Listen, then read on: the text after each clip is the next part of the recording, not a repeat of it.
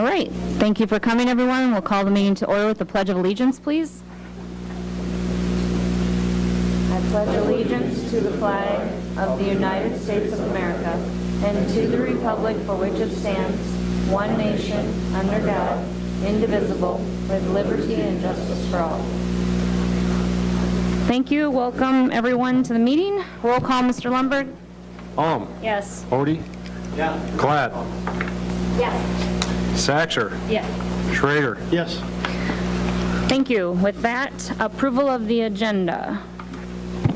Madam Chair, I just note under personnel, number 11, added to the original posted agenda is substitute Tanis Reifenberger. That is the only change to the agenda. Thank you. So with that, I would entertain a motion to approve the agenda as amended. So moved. Second. There's been a first and a second. All those in favor? Opposed? Motion passes. Thank you. I don't believe there are any conflict of interest, disclosure, or waiver requests tonight. Oh, I just lost my screen.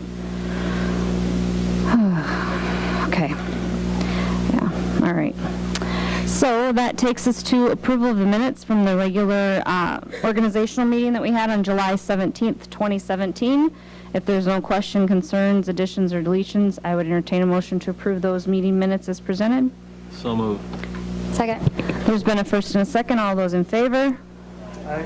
Opposed? Motion passes. Thank you. I don't believe there's any community input tonight, so with that, that takes us to the financial items, bills and claims. Mr. Lundberg. Okay, had a pretty extensive list of bills for you. I did note some of them. Feel free to interrupt me if you had any questions on any of them. On page 2, Beckenhofer, $401,900. That brings us to $846,000 of the total of $1.5 million project at the middle school. On page 4, had one bill noted Byte Speed, $156,000. That's for approximately 200 desktop units, computer units. Page 5, we resurfaced the K1 elementary playground for $135,000 to Crouch Recreation. Page 6, I noted that Earthbend computer equipment, the first item there, $78,800. That's approximately 105 laptops. The $35,608, 20 wireless access points and a couple switches. The $18,885 is for maintenance on certain switches within the district, the more key ones, the more important ones. We carry a maintenance contract on them. Page 8, we re-roofed the high school, a good portion of the high school for $131,000 to Guaranteed Roofing. Page 9, we redid the middle school tennis courts, resurfaced those tennis courts, all 8 of them up the middle school. That's to Janko Specialized Services on page 9. Page 10, our insurance, property and liability insurance to McKinney Olson, $383,000 total, work comp, PNC, and directors and officers liability insurance. Also on page 11 at the bottom, Minnehaha County Treasurer, $22,493. That's back taxes on the Dairy Queen property. Page 12, I noted Merlin Roy's paving the Brandon Elementary track. We surfaced that with asphalt for $50,000. Page 13, we purchased 2 buses for the 17-18 school year, 2 new buses, $110,000 apiece. Page 15, I noted, I just noted this for purposes just for the board to be aware of the Renaissance Learning, the accelerated reader and accelerated math renewals. You guys hear about that, especially those with kids that come home with the accelerated reader chores and stuff. That's a very expensive program that the district provides to our students, $37,000. Any questions from you guys? That's all I had noted. Total of $2,640,000 of regular bills, $18,000 of pay vouchers, and $10,000 of food service bills.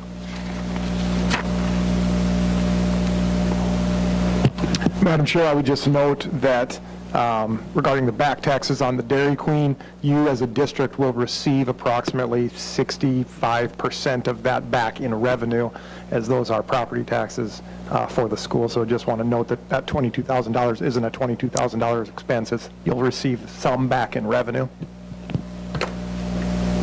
Thank you. Any questions for Mr. Lundberg on the bills and claims? Paul, I've got one. Yes. On the one-on-one high school initiative, did we buy any more new computers for this Nope. go-around? We did not. We should be able to make our numbers there, and we talked about that previously. The kids' computers have a 13-inch screen, and the staff has an 11-inch screen. We bought the staff ones before, and we have extras of the staff, so if we did get into a bind where we had more kids, we'd just issue the 11-inch screens that we have extra for the staff. Should be fine, though. Thank you. Any other questions for Mr. Lundberg? If not, I would entertain a motion to approve the bills and claims as presented tonight. So moved. There's been a first and a second. All those in favor? Aye. Opposed? Motion passes. Thank you. Financial report, Mr. Lundberg. Okay, real quickly, just carrying through the cash report for the month of July. I don't have a lot of financial reports. $10.5 million coming into the month, $2,148,000 of receipts, and $4.4 million of disbursements. Left $8.3 million at the end of in cash at the end of July, of which $6.5 million was in the general fund, $1 million in the capital outlay fund, $400,000 in the special education fund, $341,000 in the pension fund, and $43,000 in the enterprise fund. The $2,148,000 is itemized on the next two pages, the receipt itemization there.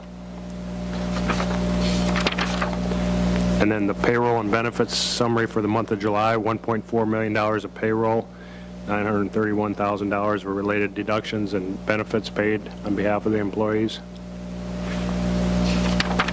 And then lastly, our trust and agency statement through July, we held $125,000 for others. That's all I have for the month of July. Thank you very much. Any questions for Mr. Lundberg tonight on the financial report? If not, I would entertain a motion to approve that as presented tonight. So moved. Second. There's been a first and a second. All of those in favor? Opposed? Motion passes. Thank you. That takes us to general business. Looks like the first thing we have is administration reports and administrative center. Summer lunch program review with Child Nutrition Service Director Gay Anderson and Superintendent Larson.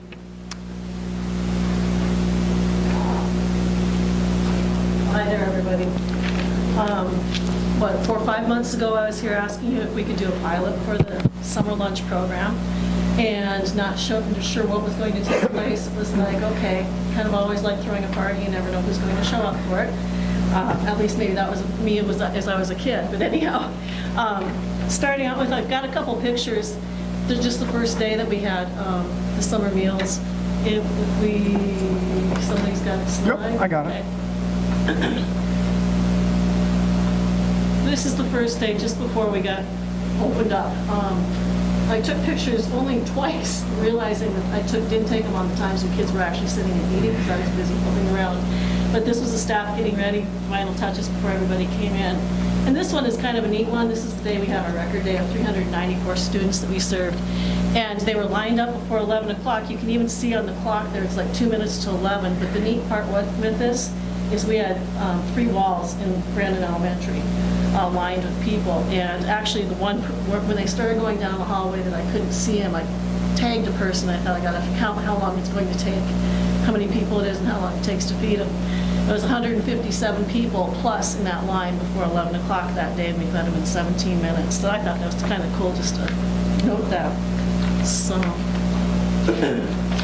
some of our summer meal facts. The average food and supply cost per meal during the summer meals this year was $1.30. It is significantly less than what like our typical lunch meal is, because we do allow extras throughout the year, and we have some other options that we always have during the day.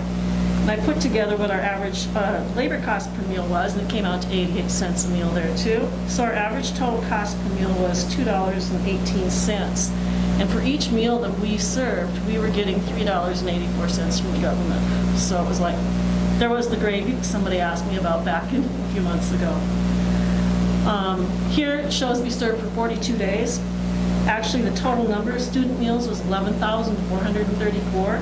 Something that really surprised me is we had 354 adults come in and eat lunch with us, and they paid. So they were paying $4 a meal. That was an extra $1,400 in revenue there. And then staff meals, we have to count those for the feds, and actually we had 195 meals with my staff that all ate through the summer. So total meals served was just shy of 12,000, as you can see there, in 42 days. Although in a typical school day, we can do that in about school week, we can do that in about 3 days. But so we kind of thought it'd be neat to share what our projected and our actual was. And when I came to you back last spring, it was we were hoping to have at least 105 on a given day. That would be our break even. We knew that we served 105 kids, that was where it would be. And you can see up there our actual averages were 285 a day. I projected labor at about 12 hours a day, thinking that I would need only that, but with the increased number of kids coming through, we needed to increase that, so I added another body. So we used about 17 and 3/4 hours. I said we would be looking at a break even or a slight gain, kind of hoping around maybe $2,000, and in the end, we did have a gain of over $19,000. And so it was kind of neat to see that, not realizing that this was a program that was going to actually be a large moneymaker. We were really doing it for other reasons. On the next slide, just kind of breaking it down, I kept track every day of what all my food, labor, supplies, and all that was, just so I could see and trend it. And I like to do that on a daily basis, knowing what our meal costs are anyhow. The total labor for the summer was $10,556. Total food, just shy of $14,000. Our supplies, using like all our paper supplies and chemicals, $17,000. And so our total expenses were right around that $26,000 mark, with our federal reimbursement coming in, again, much higher than I ever anticipated, of over $45,000 just for serving summer meals in those 42 days. And again, that net gain showed. With that, there's some benefits that we feel we really do feel that we saw a lot of benefit. We heard a lot of good positive things from parents. Young children were exposed to school meals, reducing that fear of when they start kindergarten this year. There were some pre-K, junior Kers, young kids that came in, and a lot of the parents that came in with their kids were excited about the fact, saying they don't have to worry about what it's like to go through a school lunch. I know they're big and scary. Healthy meals were offered every day. We followed the national guidelines there. The kids did get to have some socialization where they might not have if they would have been staying at home. Those that did come out and get to meet with others and talk a little bit about things back and forth. We did see a lot of kids that walked. They rode their bikes, so they actually had exercise that would have been factored in while we're always trying to focus on the wellness aspect too. So with that fell into place and became a factor. One thing that was a surprise to us, before we even started, Feeding South Dakota reached out to us and asked, or they commented that they had enough money to take care of about 100 backpacks, like what we do during the school year, on a given week, or each week, if we were interested in it. We didn't know that, well, we do about 96, I think, during the school year, weekly, as it is. And I said, well, once we agreed that it would work and it was going to be doable, they were all going to handle it, we thought maybe we can give out about 46, or so. So that first week they came with 60, they ran out. And every week after that they came with about 96 to 104 and handed them out on a regular basis. Another benefit was the parents that did come in with their kids, they actually saw that we do serve healthy meals. A lot of parents made comments about, didn't know so much about the fresh fruits and vegetables or all the different offerings that we do have. And we aren't obviously a scratch operation like I probably would love to be at times, but being able to still show the parents that we're offering, whether it's in the mini corn dogs or chicken nuggets or whatever, they still were able to realize it was healthy. And then a big thing for my staff, I actually had, it was like in the end about 18 employees wanting to work summer meals. And in the end, we kind of filtered and rotated, kind of made 2 shifts and had about 10 different people working throughout the summer, those 4 shifts a day. So we had people who typically don't have an income in the summer they were excited to make some money, and it kind of helps in that situation, because that's an area that we struggle with keeping part-time staff on hand, because they know it's a certain niche of people. So that next slide will just, in my opinion, says it all. And I think summer meals equaled success for this. I do think it was a very positive program. In fact, just today, I just sent this to Dr. Larson. Didn't get to open my mail until about 5:30. And I did get a letter because we were reviewed. The feds have to review your program for everything. And we were determined, we underclaimed one lunch, so we didn't claim for $3.84, and they aren't penalizing us for it. We should be proud there's no findings or recommendations for the review of the summer program, so they're pleased with that. And it's kind of nice when you go into a new program and not knowing a whole lot of new set of rules compared to what I do every day during the school year. So going forward, looking forward, would like to say, could we please continue the summer lunch program into 2018? And along with that, there is some ways that looking at this, as I talked about some of the gains that we had, there's a way that Dr. Larson and I talked about it, utilizing unanticipated revenue to make a positive impact on some of our neediest families. And then also, this was his idea, and incorporating this with it and bringing it together, is evaluating potential to incorporate a summer reading program in conjunction with summer lunch to maximize the potential of our captive audience. So overall, I was really happy with it. It really exceeded my expectations. So, questions or? Very good. I just want to note and thank our custodial staff at BE and the maintenance staff at BE. The more programs and things that are running during the summertime, the more challenging it can be to make certain that a building is ready for the coming school year. So I do want to applaud their efforts and the extra time and attention it takes to work around that program. And I also want to thank and congratulate Director Anderson and all of her staff for the wonderful work done, as we feel the summer lunch program was a great success, far more attended than we originally anticipated. And the great news is we have the ability to make a recommendation that will have a tremendously positive impact on some of our highest need families, which is what this program is really about. So we feel pretty strongly about our ability to make that recommendation. But would certainly want to extend congratulations and thanks to Director Anderson and her department, and then all those that saw some additional challenges with the program being in the Brandon Elementary, but they did a great job of working around it. So well done. Yeah. Just a question. Apparently, we've got funding for next year already? I mean, I don't know, but I just... So how it works out, it's based on census data, and so the feds, we qualify for it already for next year. We would be qualified based on that, actually up through the year 2020, I believe. And then they just reassess it at that point. And Brandon Elementary is the location that really would qualify. The high school qualifies too, but utilizing the building that I need, where we have the most traffic too, and the kids that would come.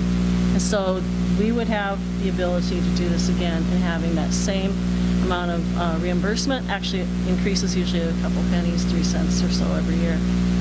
So is it kind of presumed once you're in the program, long as funding's there, we're kind of approved program, you would just assume each year thereafter, you just continue this thing? As long as the school district approves it. Okay. And we qualify for it. Because you do have to definitely qualify. There's only 2 ways to qualify, based on either your free and reduced percentage, which we are not near, thankfully, because we'd have to be at 45 plus, I believe, or else the census data that they look at. Gay, do you look and see that this thing is going to grow? I mean, is 280 some kids your benchmark? I mean, do you anticipate next year 300 or 300 plus, or what do you anticipate? I mean, did it really get out word of mouth as far as the program, or is it so new that it'll explode next summer, your feelings? We did do a lot of marketing, I'll be honest with you. We reached out, sent a lot of emails, put flyers out, reached out to a lot of different groups. We did have many days over 300, And our goal was to hit 400 because I do think there's some room for growth. And if there would be something down the road, if we incorporate it with something else, such as reading, there's a possibility to even see a little bit more. And we started with a small time frame of an hour and a half. We could go like 2 hours a day if we needed to. I didn't want to start big and then have to shrink it, so it was nice to start with that and go that way.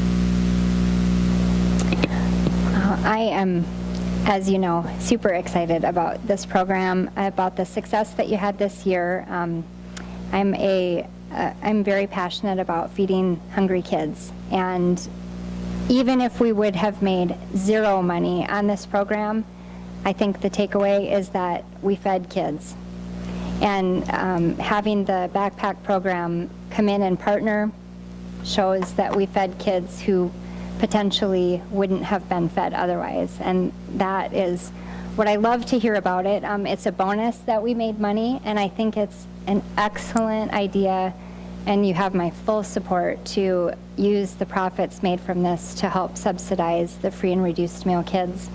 I think it's exciting that our population has grown enough where we can have a program like this. I think I shared with you after I had attended the national meeting about how other school districts were feeding kids in the summer for free, and I just thought, how can we do that? How can we do that? So it's very exciting that Brandon Valley can be at the point where we can have this program based on our census data.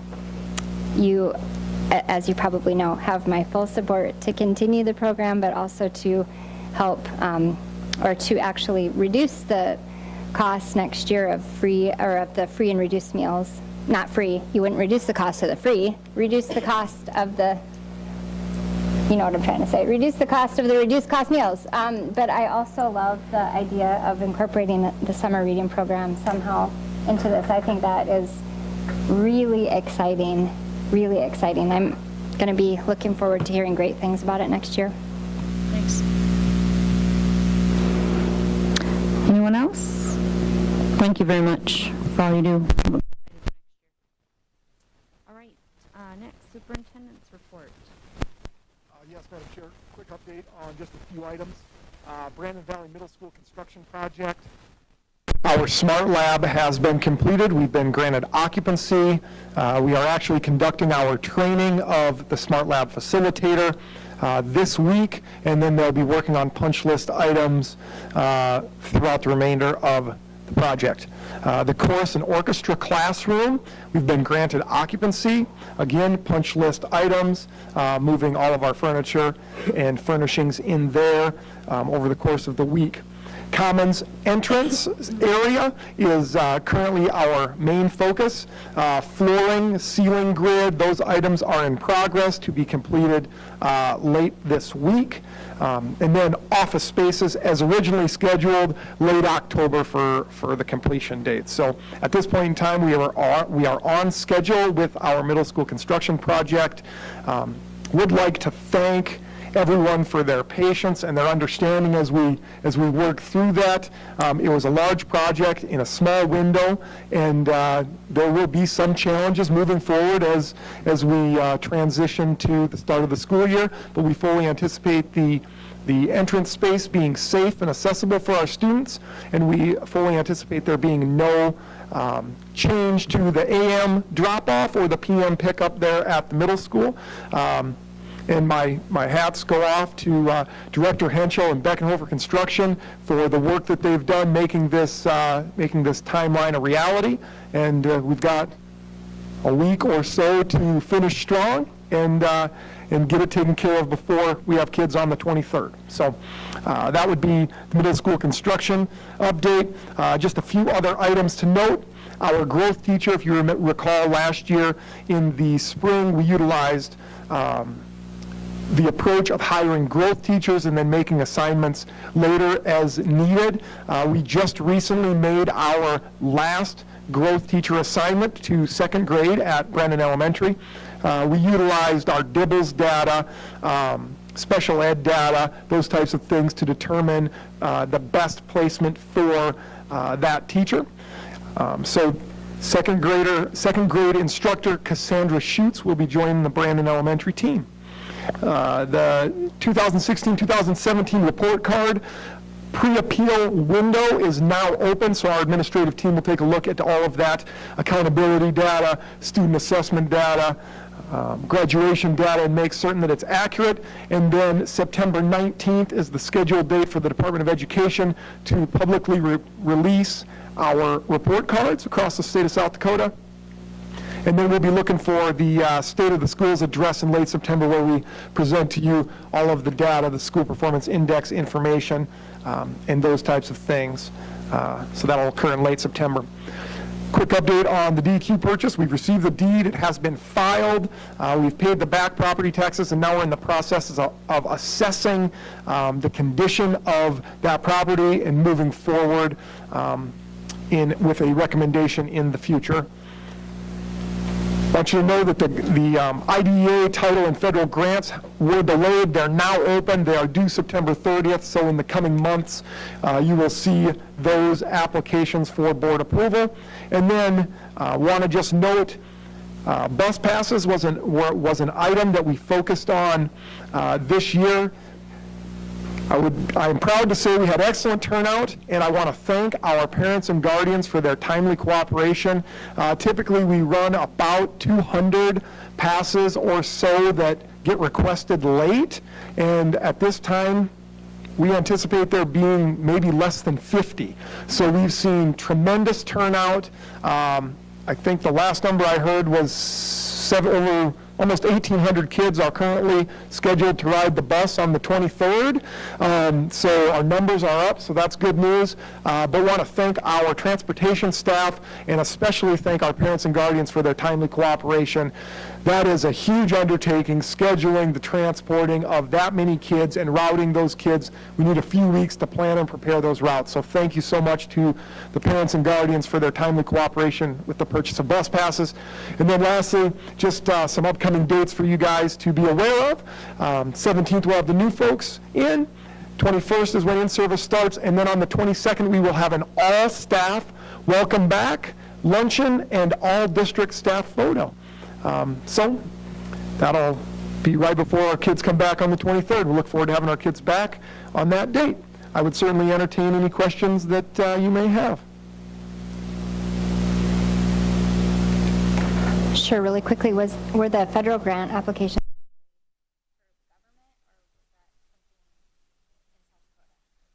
Correct. Delayed per the federal government, administrative questions, funding questions, some of those things. So, state DOE, fair enough, yeah.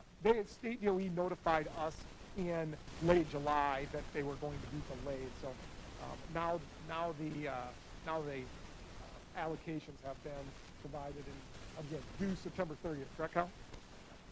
So expect to see those here, like I said, in the coming month or so. Anything else for Superintendent Larson? Thank you very much for your report. Mr. Lundberg, anything additional, Mike? Thank you. That takes us to the high school. Dr. Talcott.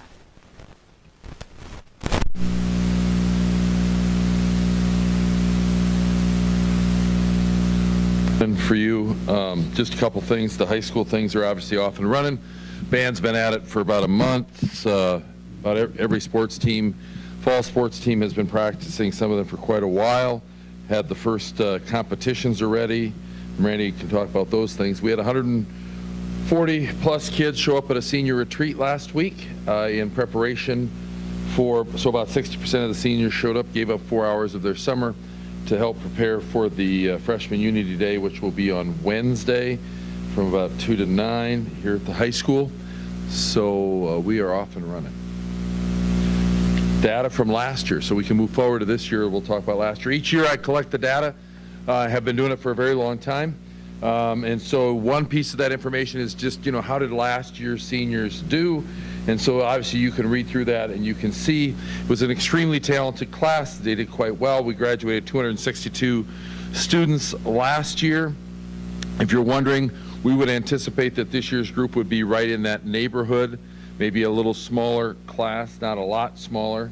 The incoming freshmen are over 300. So, the future would be a larger number. The state requires students to have 22 credits to graduate, and they have to have the right 22. The average number of credits here is 25, and also about 25 in terms of attempted and about 25 in terms of passed.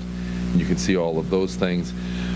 Math and science indicators, and we've been helped for a long time now because of the Opportunity Scholarship, encouraging kids to take 4 math and 4 science has really helped to bump that number and get more and more of our kids to do that. Again, the state requires 1 credit of fine art to graduate. Most of our kids are, so our average is 2. The grade point average for that particular class is 3.22. What I will say is it took, right in that 3.25 range to be in the top half of a class. So that's pretty good, obviously. 48 of those kids were 3.9 or higher, what we would call a gold cord or highest honors students. That would be after 8 semesters. Average ACT score, 24.3. I would imagine that will put us in the very top tier of all of the public schools in South Dakota, which is where we've been the last few years. And actually, we were talking about it. I think you had to have a 25 to be in the top half of this class in terms of ACT, the kids who took the ACT. So the ACT numbers were as strong as they have ever been. But I also want you to understand that well over 80% of our kids take the ACT. So it's not like we got kids ducking it, all right? And not every kid should take it. It doesn't fit every kid. But when you have 80+% of your kids taking it, you're still getting that score, then that's telling you that you're doing pretty well. In terms of Opportunity Scholarship, this is the percentage of our kids who qualified. Now, some of those kids are going to go out of state, that they're not going to get the Opportunity Scholarship, but a number of them are negotiating with those out-of-state schools saying, I'm going to get a $5,000 plus scholarship or $6,000 plus scholarship over the next 4 years if I stay in South Dakota. Do you have any program like that that'd be willing to match? And a lot of schools are going to try to match that or help as a way of recruiting kids. A little bit more specific data, we do have kids who come and go. And so when we talk about having 262 graduates, remember that we had probably well over 50 kids who were in that class at one time or other who didn't graduate. And maybe they started as a freshman and the family moved. Maybe they, were with us for just one semester, whatever it might be.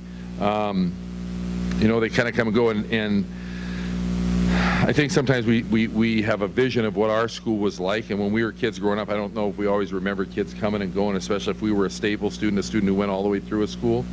And so it's kind of helpful. But that gives you the breakdown of those particular kids, where they came from and who left and so forth.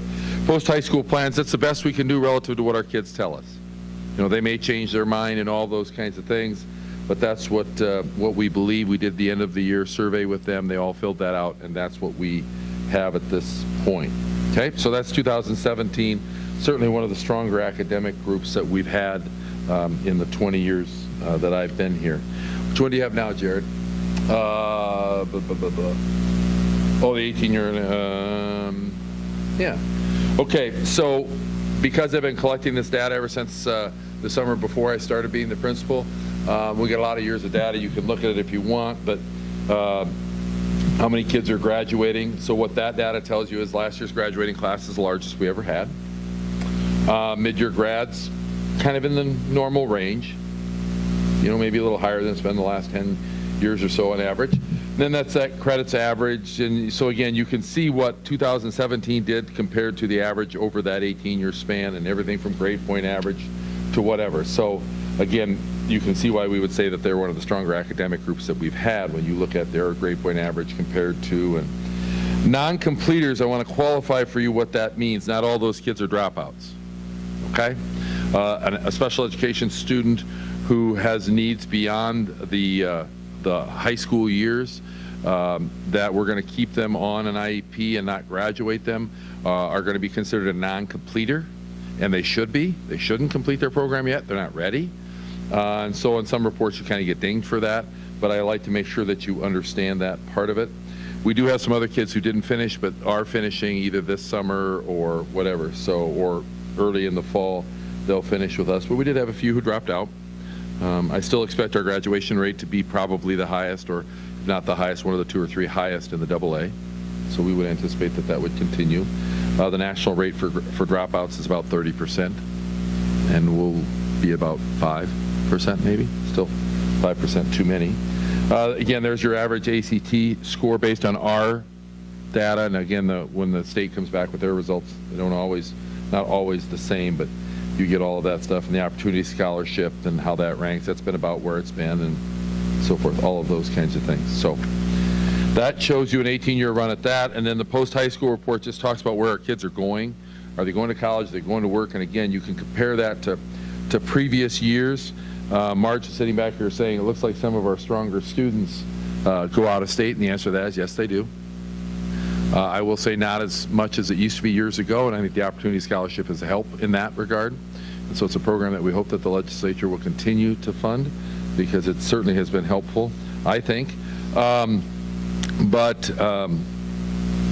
Anyway, so that just gives you a little taste of where the kids are going and what they're doing. And I did try to give you some information on the non-completers on that last page, and I think that's important to understand. There are half a dozen dropouts, 3 that plan to roll over and finish. Now, 1 or 2 of those dropouts, we'll try to reach out, but and along with some of the rollover kids, they may end up going into a GED program. If they're 18, they might end up at Southeast Tech, where they can go to a free. If you're 18, you can get into a program. They do the assessment piece, and you study, and then you take pieces of the test as you go. So we'll probably get some kids that maybe will make that turn, and but getting them something is really our hope. So lots of information, lots of numbers. I get that. In a nutshell, very strong group, did really, really well. I anticipate that this year's group will do quite well also.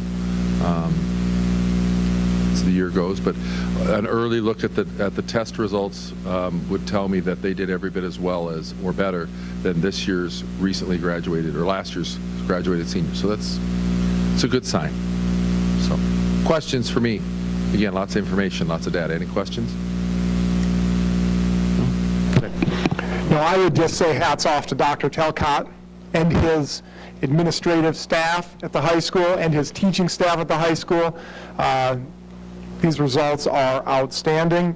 Congratulations, great job, doing excellent work at the high school. So I well want done. to just take a little note, because a lot of times we get to graduation and everybody's, hey, great, in the high school and whatever, but understand that it's a K-12 system, and that it takes the foundation of the K-8 to allow the 9-12 to do what they do. If we're having great results, it's because we're getting kids who are very well prepared coming to us, that we then can build on that to have the success. And so it really is, if our numbers are good, it's really, I think, a reflection of the entire K-12 system. But thank you, we appreciate that. Thank you very much. Mr. Stuckler, anything tonight? Mr. Thorson? Okay. Mr. Skibsted, anything? Mr. Babb? Okay. And Ms. Foster? Principal Foster is unable to be with us tonight. She had a PTA event at the park by Fred Assam, so she's unable to be with us. Thank you. Mrs. Hofkamp, anything? Mr. Horst is not. I don't. Mrs. Palmer? Okay. Mrs. Stoddard, anything? Mr. Henschel? Okay. Mr. Marshall? Started. We've got about half the kids here. Okay. All right, that takes us to our next items, board policy. We have a couple discussion items there. Yes, Madam Chair, I would just like to note, we've talked a little bit previously about the requirement for a background check policy and or tweaks to what our current policy are. Recently, Associated School Boards has provided a sample policy to all the school districts in the state of South Dakota. It is quite lengthy, and myself, the superintendent at Yankton, and another large school superintendent are in the process of seeing if we can combine that policy with our current policy and their current policy, as we want to create a workable document. 9-page policies tend to lose their value, and there's also some components within the Associated School Board sample policy that are optional on a few components surrounding background checks. So we're in the process of doing that. I fully anticipate having a drafted first reading proposed policy for you. at our next meeting. And then in addition to that, I would just note that training was a major requirement set forth by the Federal Bureau of Investigation, and the central office has engaged in that training, so individuals who have access to those background checks have completed that required training. So at this point in time, I would ask you just simply review the district policy, review the associated school board policy, and like I said, we'll be bringing a draft policy forward for our next meeting and for the future. Thank you. On the proposed first reading interscholastic athletics policy IGDI/IGDJ. Yes, Madam Chair, so as noted prior to at meetings with the discussion of said policy, basically what we've done is Director Marceau has aligned our this current policy with our student handbook, so both are consistent. Much of what is in this policy comes from the South Dakota High School Activities Association. There was a correction at our last meeting under discussion. We did have the word "by" here crossed out red, and that needs to be there. The word "by" needs to be there for the policy to read and make sense. Past that, I would certainly entertain any questions or thoughts that the Board of Education has regarding this this policy. The only item that I would note, and I would certainly certainly be interested in feedback, would be the title, Interscholastic Athletics. Should it be interscholastic activities versus just solely state athletics? That's the only question that I would raise at this time. Not all the activities are listed as part of this policy, so I'd leave it as athletics.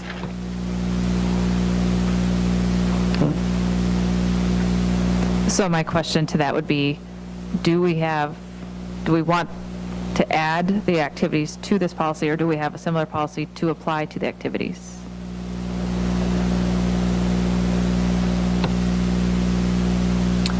Well, the short answer is, I think when you go down to, when you look at the activities rules, we've defined these as activities rules.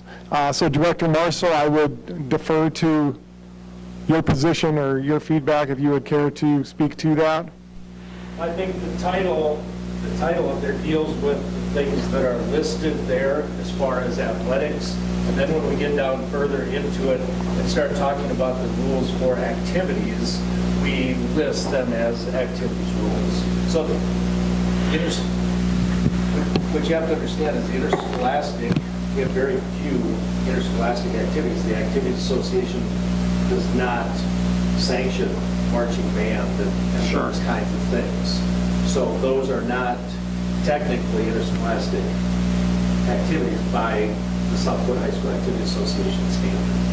And I guess I would defer, Sandy's on the Board of Control, Board of Directors, and I think we both agree that should say interscholastic athletics there. And then the activities, like I said, the activities are still covered as you page down activities. Their activities rules, not athletic training rules. We changed all of that to reflect that they are activities rules. If we want to put activities there, I'm fine with it. That really, but I think it's more appropriate the way this is written, that it's interscholastic athletics, and then we cover the activities on that. But if you put interscholastic activities or anything else,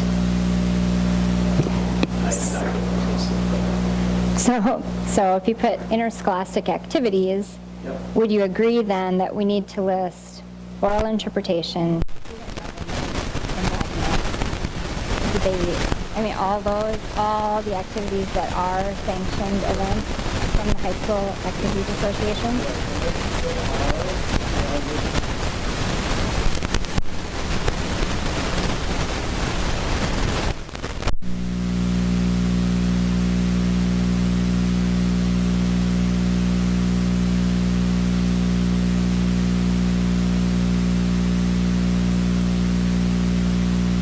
And I guess I'm referring to the section where you list them, I think the bottom of page 1. Right, and those are just, right, those are just the athletics that are listed on product.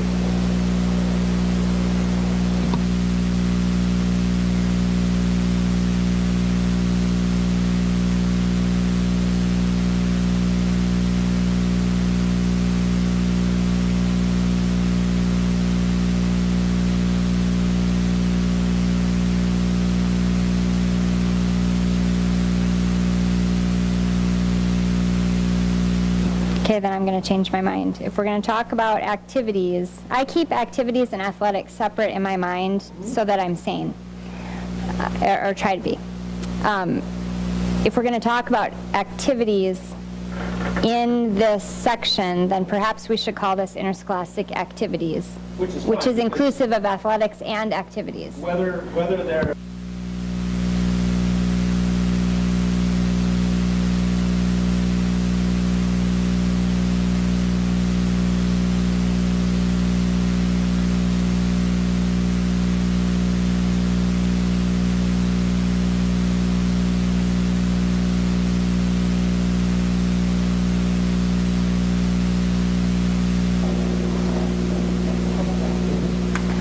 And so basically, though, this policy matches the handbook, and that was the whole point of doing the... Yes, because Okay.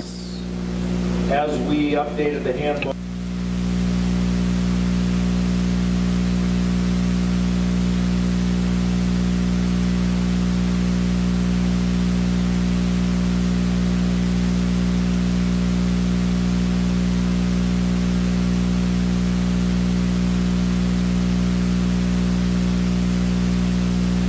Thank you. So right now, I'm sensing that people would, or the board would rather call this interscholastic activities. And I'm thinking right now that that's the only, yep, that's what I'm trying to think that we would have. So in the meantime, before it comes back, if there's any questions, talk to the Superintendent Larson or Mr. Marshall, so that next time we can adopt. Does that sound reasonable? Okay. And I would then like you to add in the first sentence, after sports and activities.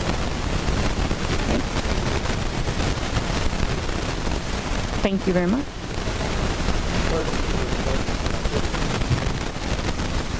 Okay. Thank you.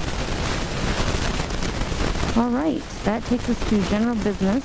Number 1, action pertaining to the advanced refunding of the District Series 2013 GO bonds. Madam Chair, Reader's Digest version, the general obligation bonds are utilized to build buildings throughout your district. I'm going to defer to Business Manager Lundberg on this agenda item for all questions that you may have, as he would have great knowledge and insight into which buildings were built with it, what the original amounts were, etc. So please direct all questions to Business Manager Lundberg. If I could, I'll just give you a quick summary of what we're doing here. These are bonds that we used to build the intermediate school back in 2013. We did half and half general obligation bonds, or roughly half and half capital outlay certificates. Those issues that we did back in 2013, now we're able to refund them, pay off your mortgage early, whatever you want to call it, and reissue debt at a savings level that would behoove the school district to do. We always look at, my key to look at is if it exceeds 3% savings on the par issue, the par amount of bonds. If it's over 3%, it's worthwhile for you guys as a Board of Education to go ahead and refund those bonds. Excuse me. The numbers that we're looking at on these two refinances, the GO bond is at 5.5%, and the capital outlay certificates are at 6%. And we put into the resolutions or whatever minimum savings levels of $325,000 on the GO bonds and $275,000 on the capital outlay certificates. Those are the minimum savings levels. We'll pay. Those are couched a little bit because any fluctuation, 10 basis points in the market between when we look at this and when we actually do it, is it amounts to $50,000. So to people that do this for us have to have some ability to go out and do it. Now, when we ran the numbers 10 days ago, instead of $325,000, the numbers were $375,000 savings. Instead of $275,000, it was $350,000 savings. So 10 days ago, they were substantially higher than that, than what we have in the resolution for you guys. And they may be lower, they may be higher than that when they actually do go to market. But just so you're aware of that, the minimum savings levels are a total of $600,000 of net savings to the school district to do those. Reissue the bonds, the higher interest rates that are out there long term, then we reissue them at a lower rate and save the money that way. So that's a quick and easy summary of the two. We've done this many times in the past to refund these. You know, I always equate it in simple terms of refinancing your mortgage. When the rates, you bought your house in 2013 and you paid 4% interest, and today interest is 2.5% or whatever. You refinance it and you get a lower interest rate. Same thing.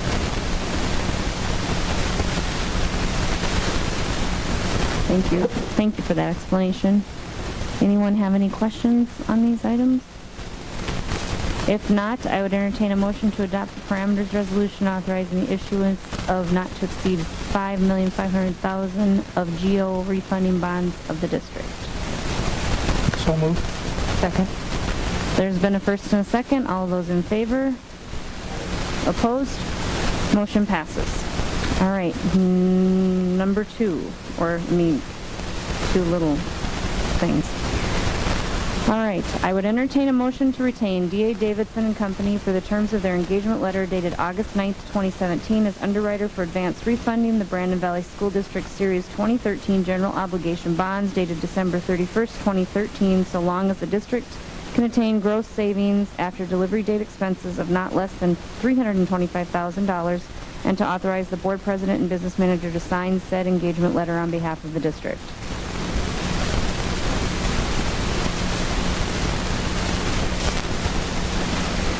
That was the motion. I just need I'm entertaining. There you go. Second. There's been a first and a second. All those in favor? Opposed? Motion passes. Number two, action pertaining to the advance refunding of the District Series 2014 Limited Tax Capital Outlay Refunding Certificates. Mr. Lundberg has already explained that one to us. Unless someone has an additional question, I would entertain a motion to adopt parameters resolution authorizing the issuance of not to exceed $4,600,000 of limited tax capital outlay refunding certificates of the district. So moved. Second.